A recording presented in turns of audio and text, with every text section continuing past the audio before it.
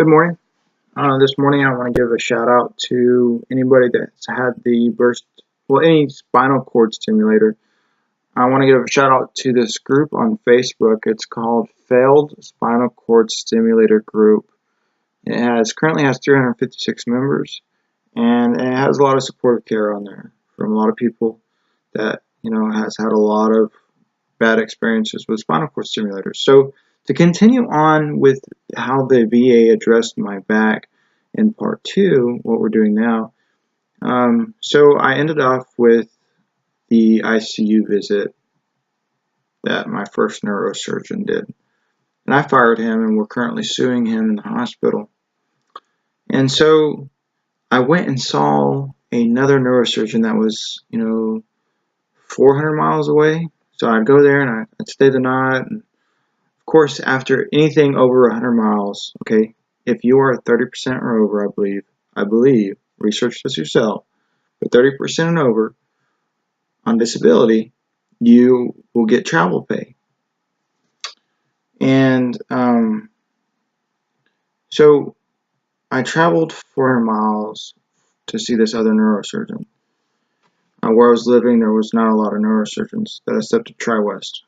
So I drove there, and he saw me, and he's the one that said he didn't see anything spinal stenosis on my images, which all he could see was the MRI images. He didn't see my CT myelogram images. It was so hard for me to get the images for the CT myelogram from my last neurosurgeon.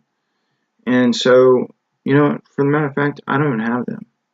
All they gave me was the x-ray of the implanted spinal cord stimulator, after it was implanted. Because when I did one follow-up with him, and so you had to, I did one follow-up with him, and I had to do an x-ray to make sure that it hadn't moved or anything. And that was my last time seeing him. But then I saw this other neurosurgeon. He goes, well, I think I went and saw him, and we're trying to establish a plan of care and what was going to go on. So it's real short. So you drive all this way for a 5-minute visit, a 5-minute visit. And so I went to go see him again because he had ordered a neck MRI, but TriWest did not do anything with it or something. I don't know. My primary care provider, no, what was it? They never got it scheduled. Somebody didn't get it scheduled, so I didn't do it. But I went to go see him again, and it was on a Monday that I had to see him. So I drove Sunday. I went to the hotel, and on Monday morning they called me and they said, well, he's in emergency surgery, but he's only going to be in the office until 12. And my appointment was at 1 or something like that. So I was like, well, why can't he just see, I have to drive all the way over here. Why can't he just see me in the morning if he has surgery after 12? So, I drove all the way over here, so try to, can you put me in? And after arguing with them for about 10 minutes, they finally said, well, can you be here within 20 minutes? I said, yeah, I'm just right down the road. So I got there, and he goes, well, I think you should see an orthopedic surgeon, and I think you should see a neurologist for MS, And so I did. So I went and saw a neurologist that was 500 miles away, and I went and saw an orthopedic surgeon that, thought I needed a decompression and a fusion surgery. So that's what we're aiming for now. But I fired that orthopedic surgeon. This is the reason I fired him. I went and saw him. He says, okay, well, let's do a full spine MRI. So we were going to do that. And then the MRI people came back and says, you know what, we cannot do a MRI with your spinal cord stimulator. And I said, well, this is MRI compatible. It's one of the newer ones. And so we got the round with St. Jude or Abbott now. It's Abbott now that's doing the Burst DR spinal cord stimulators that the VA is putting in veterans' backs now, or cervicals, whatever. And it's actually just a moneymaker. It's just for them guys to make money. It really doesn't do much. I mean, some people, it can trick them to do their minds, whatever. Anyways, mine didn't work, and there's just a lot of people that it didn't work either. I'm having a lot of problems with them. And so we made the decision to take the spinal cord stimulator out for two reasons. One, it didn't work. There's no reason for me to have all that metal crap in my body anyways, and the chance of anything happening and breaking that battery in that compartment and it leaking acid inside my body. And the other reason is so I can do a full spine MRI. So I got that spine MRI, or I got the spinal cord stimulator out. And once I got it out, I about 3 weeks later, I called to make a follow-up appointment. He wanted to see me in 6 weeks, and so the nurse told me I can do the MRI before I see him, and so we were going to get an MRI. She told me she was going to get it ordered, and that way when I went in for my follow-up appointment, he'll see my incisions, and then we can talk about my full spine MRI. Well, 2 weeks came by and I didn't get an MRI. Nobody has contacted me to even get an MRI. So I was calling this group, calling them, and I didn't know what was going on. And turns out that they were not following by the books, or they were wanting to follow the books and do it right. So do the follow-up and then schedule an MRI. A full spine MRI. The reason I stress a full spine MRI is because that's what originally the plan was. And that's what they told me they were going to do. So getting to my point here in a minute. So when I went at this follow-up, I told them that they needed to manage my pain better. And at the first appointment, they knew I didn't have any pain management, like whatsoever. You know, they were my pain management. The surgeon's office was. And they had the option to refer me to their pain management that they had in-house, but they never did. So when he asked me who my pain management was at this last visit with him, I said, you are. I said, you are my pain management. You're the one that's giving me my pain medication. You guys are the one controlling my pain medication or whatever you guys want to do. But I asked him, I said, can you please manage my pain better? And he tells me, you know, you're too young to be on pain pills. And I said, you know what? You need to fix the problem then. And he agreed. And then he left, actually, after that. And the other nurse came back in and said, okay, well, he ordered a lumbar MRI with contrast. And I said, no.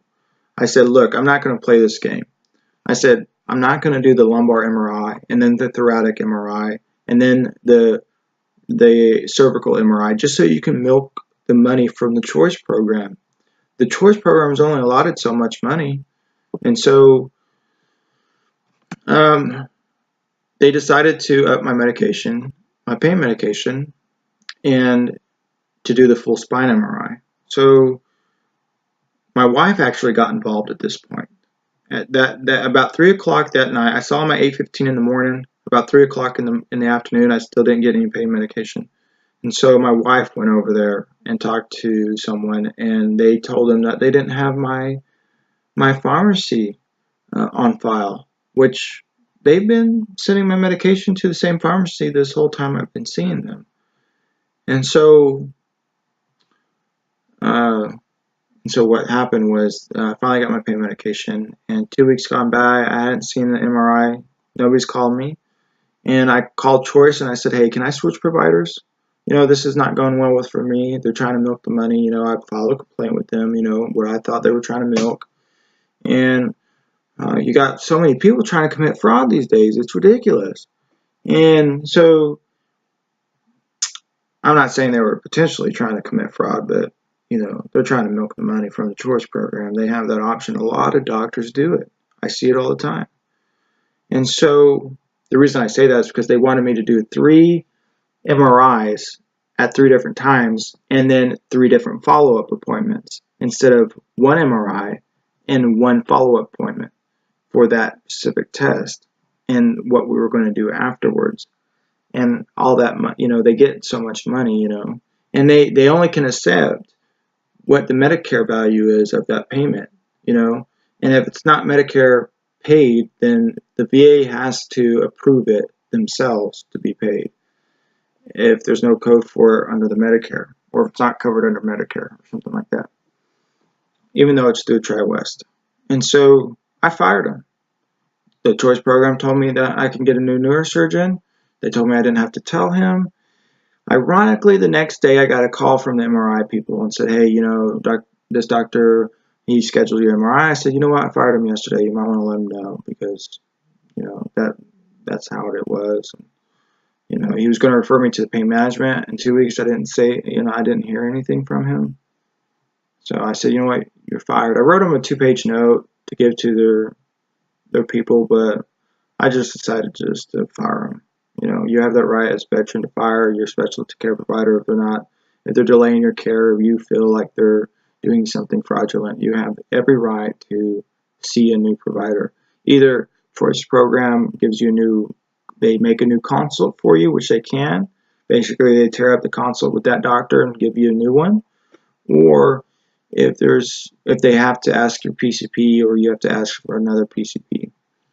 I was surprised that they let me do the primary another specialty care, another neurosurgeon or orthopedic surgeon, but because basically they set a doctor for you. But sometimes what I was told by consult management was that if I never received care from a specific doctor yet, that I can go back and still get a new doctor, you know, wherever I want if I choose a different doctor. But if I received care already from that doctor, then I would have to get a new consult whatsoever, not a new authorization. Anyways, so that was my story in part 2 of how the VA has addressed my back, and right now we're just in limbo trying to get an orthopedic surgeon and pain management and the full spine MRI just to see what's going on. So have a good day.